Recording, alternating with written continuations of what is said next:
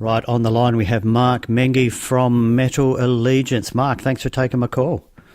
No problem, man. How are you? Yeah, pretty darn good. Tell us how this band started and when, if you don't mind.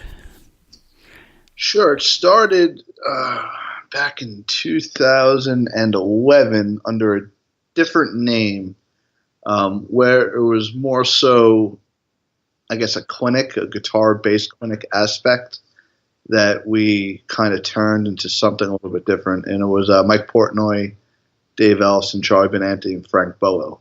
And as that grew, we had guitar players come out, singers come on and join us.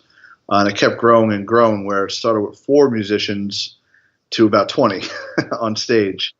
And then back in 2014, I kind of broke away from that, took a little bit of a break, and thought up the whole Metal Allegiance concept. And and from there, in 2014 is when Metal Allegiance really started and took off. And at that point, when we did our first show on Motorhead's Motorboat Cruise, which was in 2014, that's where I believe it was Portnoy who had the idea of writing a record together. And at that point, I was still kind of a behind-the-scenes dude. And Mike, Dave, and Alex welcomed me into their creative vault. And it's been insane ever since. Yeah, it must just be mind-blowing. It is. It's awesome. It's been crazy. Just to think about it, just to not only to perform with these guys, but to write with them all. And now that I look back on it, 2 records and an EP later, I've had the privilege of, writing the song and being on a track with Phil Anselmo. Not many people could say they have done that.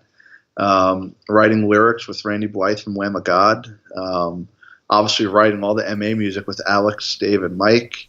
Writing with Bobby Blitz. So it's pretty crazy now that I look back on it and go, wow, I'm creating quite the resume, and I don't even know it. Now, when the first album came out, must have been just a mind-blowing thing in itself, but how did that album go? How was it received?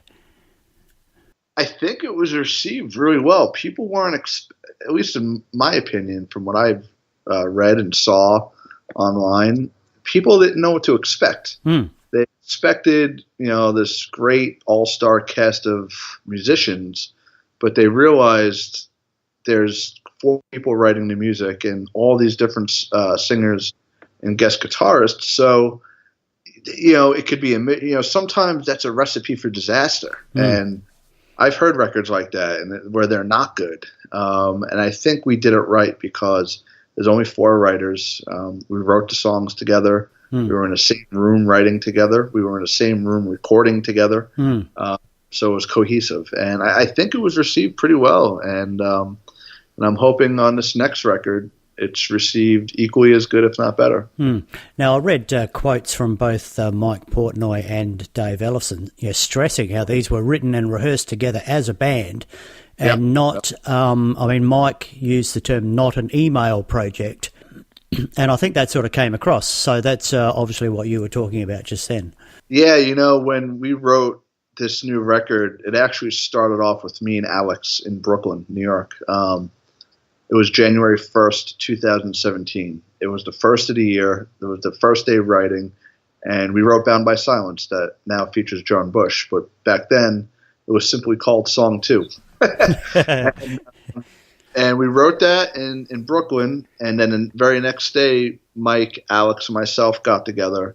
And in 4 days, we wrote Bound by Silence featuring John, The Accuser featuring Trevor.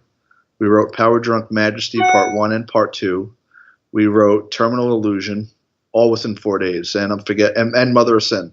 So we wrote 6 songs in 4 days. Those 6 songs in 4 days, start to finish, arrangements and everything.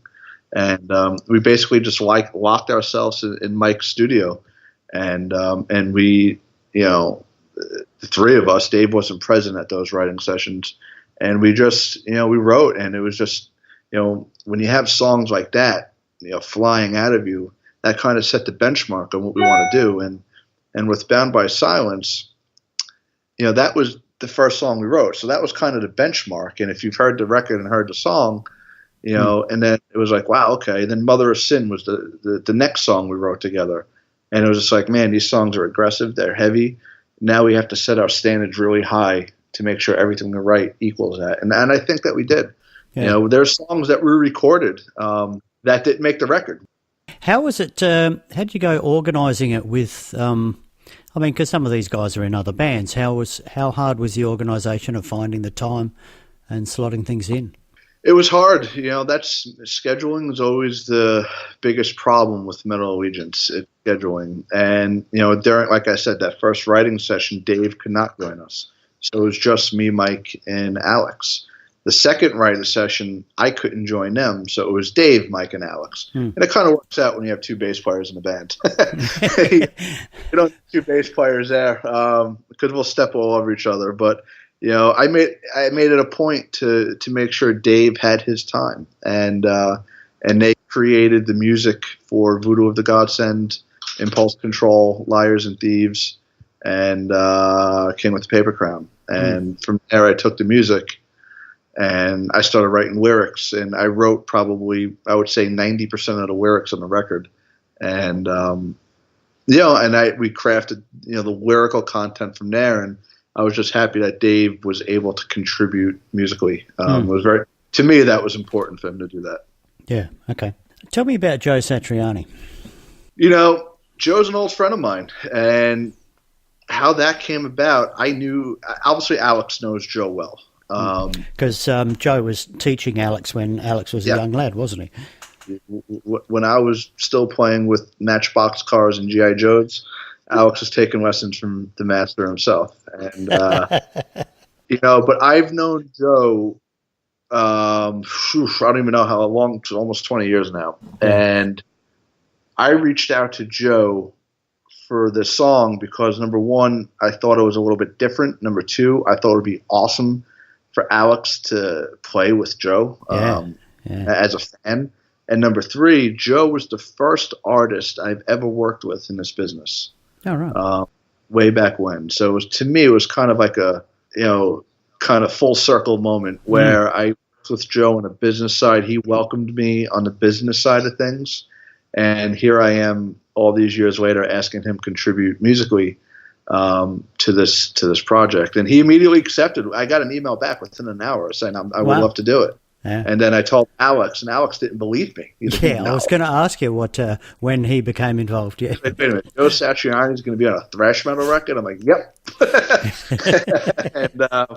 and it happened, and we sent Joe the track. He loved it, and the very next day we had a solo back. It was that easy. Wow. I mean, it was very simple. Joe was. And he killed it. If you heard it, you hear it's Joe. And I haven't got that much information on the album. Which track is he on? Power Drunk Majesty. Okay, righto. Part 2. Right. And you know, it's killing. And him and Alex trading solos back and forth, so it's pretty special. That must have been a real cool moment. Yeah, I mean, I listen to that song now because we have a show coming up. We're doing a record release show in New York here. And we're playing Power Drunk Majesty Part 1 and Part 2. And for me as a bass player, it's, you know, I'm really proud of my performance on that song. You know, it's a long song that's split into two. And when I listen to it and I play to it now, even today when I was rehearsing earlier, I always just keep thinking to myself, like, shit, man, I'm freaking jamming with Satch and Alex and Mike and Floor. It's just crazy, you know. So it's awesome, and I'm stoked that Joe's on board. Tell me about Bobby Blitz. I mean, I've spoken to him a couple of times, just like I'm speaking with you now, about Overkill albums and tours. Obviously, he comes across as a very interesting and passionate, but really funny guy. But how do I say this? He's the best, and me and Bobby knew each other, and we've jammed at benefits and shit in the past together. And I asked him, Mike Portnoy asked him to be a part of the first Metal Allegiance record, but schedules didn't align. Yeah. Okay. Mike's been trying to get Bobby involved with MA since day one. It just didn't happen. This time around, we went to Bobby, and he automatically accepted. And he said, "Who wrote the lyrics?" So I was like, I wrote the lyrics, and I have a whole story, concept, everything fleshed out. However, I'm totally open to you changing things, adding things, editing, deleting to fit your vocal stylings. But this is the story, and he loved it, and him and I crafted the song lyrically back and forth. And to this day, him and I became very close. And he is a jokester. We share the same sense of humor. So, and we text all day, every day now. I mean, every day, there's Bobby gets a text from me, or he texts me, and it's just nothing but comedy. I mean, It's pure comedy. And we have a little code name. I mean, it's funny, but working with Bobby's a blast. Bobby and I, we're going to be doing some more stuff in the future together. That's for sure. And he's a good dude. I love him to death. And the only part about Bobby Blitz is he's from the state of New Jersey. I'm from New York, and there's like that New York, New Jersey rivalry that happens. Yeah, I know all about that. And so that's a good catalyst for our ball busting on each other. So, but yeah, Bobby's great. I mean, he's awesome. And that's the thing. We're all friends. We generally like each other, and everyone involved in MA, and friends, and we have a good time doing this. I like to think we write some good music together, and I think that shows on the record too. That it's not forced. No. It doesn't sound forced. It doesn't sound like they tried to cram this singer on the song because that's all they could do. We do things very naturally and organically.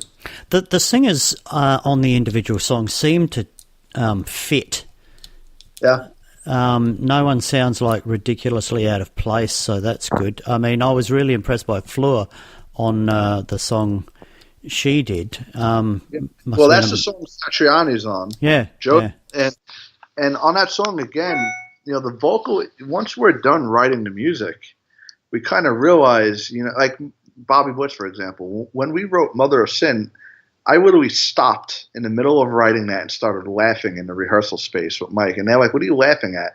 I'm like, "Dude, tell me this does not have Bobby Blitz all over it, this song." And everyone's still like, "Yep, we hear it." And that's when we asked Bobby. It's just the music tells us who the singer should be. Yeah, that's good.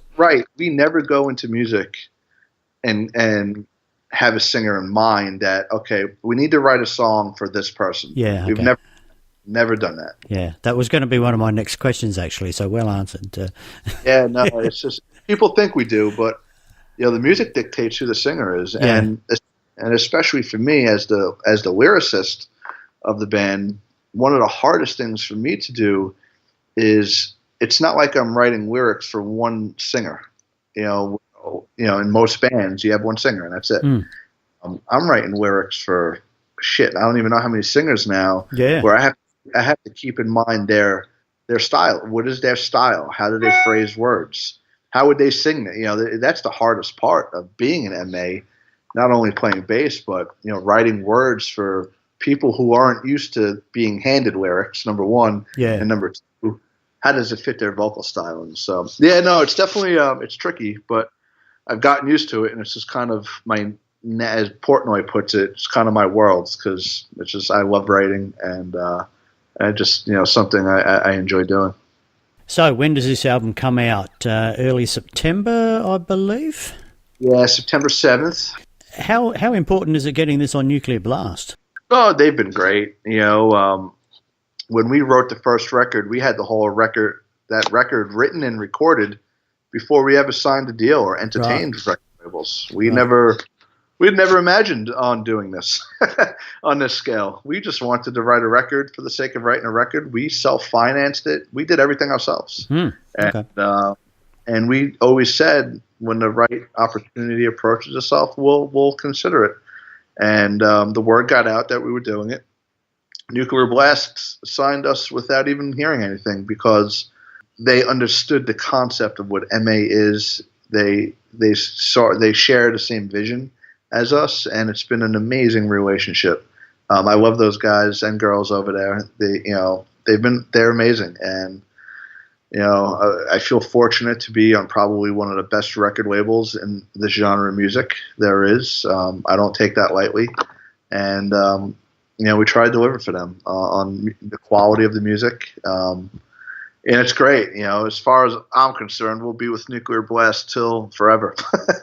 And they support MA, we support them, and it shows especially what they've done promoting this record.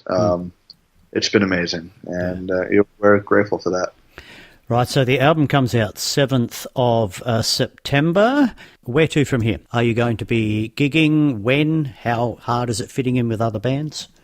Yeah, well, we're doing a record release show in 2 weeks in New York City, where we're going to have a full, Blitz and Bush and Trevor, a whole cast of characters joining us for that. From there, we're trying to schedule. We'd like to get outside of the United States and play. We'd love to go to Europe, Australia, Japan. We're dying to go to Australia in particular. We were supposed to be in Australia at Soundwave a few years ago before it folded. We were pretty bummed that whole festival got canceled, because we were really looking forward to that. And we're trying to get out there. We just, the schedule is, that's one challenge, but the other challenge is having a promoter that believes in MA and wants to see an MA show. We believe the fans are there, and we hear it all around the world that people want us to come play. So we're trying. We're definitely trying. New Metal Allegiance album coming out 7th of September.